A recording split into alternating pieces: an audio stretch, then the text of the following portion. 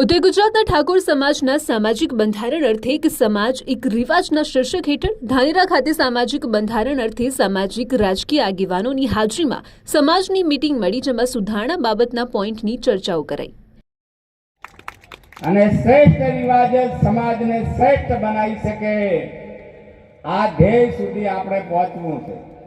ધાનેરા ખાતે આજે 43 ઠાકોર સમાજના ગામની સામાજિક સુધારણા અંગે મીટિંગ મળી હતી, જેમાં એક સમાજ એક રિવાજ બાબતે વિશેષ ચર્ચાઓ કરવામાં આવી, જેમાં બનાસકાંઠા સાંસદ અને દિયોદર એમએલએ કેશાજીએ સામાજિક સુધારણાના પોઈન્ટ પર પ્રકાશ પાડ્યો। સામાજિક આગેવાનો અને સંતોએ પણ સામાજિક ઉત્થાન માટે ખોટા ખર્ચાઓ પર કાપ મૂકીને સામાજિક બંધારણ થકી સામાજિક ઉન્નતિ આવે એવા પ્રયત્ન કરવા માટે હાકલ કરવામાં આવી। તમામ તાલુકા મથકે સામાજિક મીટિંગ બાદ આવનારા સમયમાં ઓગળધામ ખાતે ફાઇનલ મીટિંગમાં બંધારણને આખરી ઓપ અપાશે। ઠાકોર સમાજ નવીન બંધારણ થકી અનેક ખોટા ખર્ચાઓમાંથી બહાર નીકળશે અને સામાજિક સદ્ધરતા તરફ જશે અને એ બચત થકી સમાજમાં શિક્ષણનો વ્યાપ પણ વધશે। આ બાબતે ગુજરાત સરકારના પૂર્વ મંત્રી અને દિયોદર એમએલએ ઠાકોર સમાજને અનેક ઉદાહરણ થકી સામાજિક બંધારણ અને સમાજની એકતા કેમ જરૂરી છે એ વાત સમજાવી। આવવા માટેના સંકેતો જ્યારે મળી રહ્યા છે ત્યારે આ સ્થિતિનું નિર્માણ ન થાય એના માટે કરીને 4 તારીખે 4/1/2026ના રોજ ત્યાં ઓગળનાથની થળી છે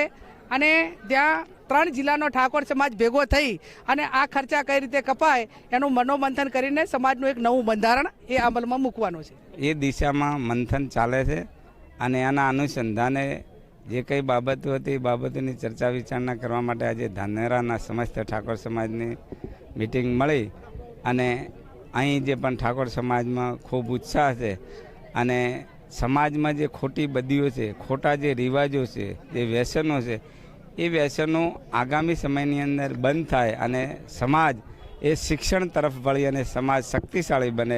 શક્તિશાળી બની અને એ પણ દેશના વિકાસની અંદર પોતાનું યોગદાન આપી શકે, એના માટેનો સમગ્ર ઠાકોર સમાજ દ્વારા આ પ્રયત્ન ચાલે છે। અને ઠાકોર સમાજના બંધારણમાં અનેક નવા નિયમો થકી ખોટા ખર્ચાઓ પર કાપ મૂકવાની તૈયારી થઈ ચૂકી છે, જે આવનારા બંધારણમાં આ બાબતે વિશેષ ચર્ચાઓ થઈ રહી છે, જેમાં સગાઈમાં 21 લોકો જ જશે, સગાઈમાં 1 રૂપિયો નારિયેળ અને સાડી જ લઈ જવાની રહેશે, જાનમાં 100 લોકો અને 10 ગાડીઓ જ લઈ જવી, દાગીનામાં બુટ્ટી, મંગળસૂત્ર, ઝાંઝરીએ તમામ 1 લાખની મર્યાદાએ જ લઈ જવાનું થશે। ઓઢમણાના કપડાને બદલે રોકડ આપવાના રહેશે। જમણવારમાં ફક્ત 1 જ મીઠાઈ, દાળ ભાત, પૂરી, શાક જ બનાવવાનું અને મામેરાની પણ મર્યાદા 1,51,000 કરવામાં આવશે। બોલમણા પ્રથા બંધ કરવાનો નિર્ણય લેવાશે અને જન્મદિવસના રાવણા પ્રથા પર પ્રતિબંધ કરવાનો નિર્ણય પણ ચર્ચામાં છે અને મરણ પ્રસંગમાં માત્ર ખીચડી કઢી જ બનાવવાનો નિર્ણય કરવામાં આવશે। સામાજિક કાર્યક્રમ કે પ્રસંગમાં બીડી, સિગારેટ, ગુટખા અને અમલ પર પ્રતિબંધ મૂકવાનો નિર્ણય પર ચર્ચાઓ કરવામાં આવી। મૈત્રી કરાર બાબતે પણ સમાજને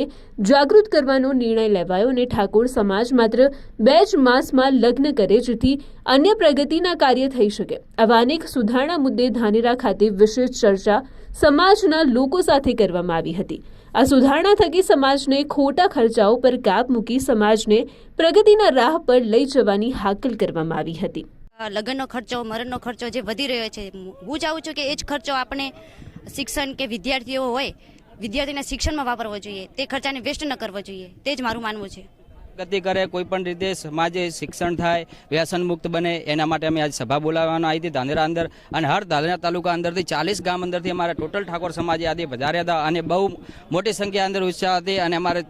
બનાસકાંઠા જિલ્લા સંસદ કેસાજી બધા આગેવાનો પણ આવ્યા હતા અને એમને અમને સપોર્ટ આપ્યો કે આપણે સમાજ અંદર રીતિ રિવાજ બંધ કરવા જોઈએ અને કોઈ રિવાજો બધા બંધ કરીએ અને તો જ અમારો સમાજ આગળ વધશે, એવું અમે શુભેચ્છા આપી છે અને એવું અમે બંધારણ કર્યું છે, એ પ્રમાણે અમે ચોક્કસથી અમે પાલન કરશું। જે 39 ગામડા તેડાયા હતા, બોલાયા હતા અને આગેવાનને બધાને બોલાયા હતા અને એની અંદર આપણે ચર્ચા થઈ કે આપણે ધારો કે કોઈ દીકરી ધાનેરા તાલુકાની દીકરી દોતીવાડામાં જતી હોય, દોતીવાડાની દીકરી કોઈ ભલે હું તો કોઈ થરાદ તાલુકામાં જતી હોય, એટલે અમને એવું અનુકૂળ લાગ્યું કે એની અંદર એક જિલ્લાની અંદર એક ઠાકોર સમાજમાં એક જ જે નિર્ણય હોય અથવા એક જ એનો વ્યવહાર હોય કે કારણ કે કોઈ દીકરીને ડીસાની અંદર વાળા અલગ વ્યવહાર હશે તો ધાનેરાની અંદર તકલીફ પડશે, એટલે અંદરથી વિચાર્યું કે જ્ઞાનીબેન અને અમે બધા અંદરથી ચર્ચા કરી કે એની અંદર આપણે જિલ્લાનો અંદર એક જ નિર્ણય રાખો।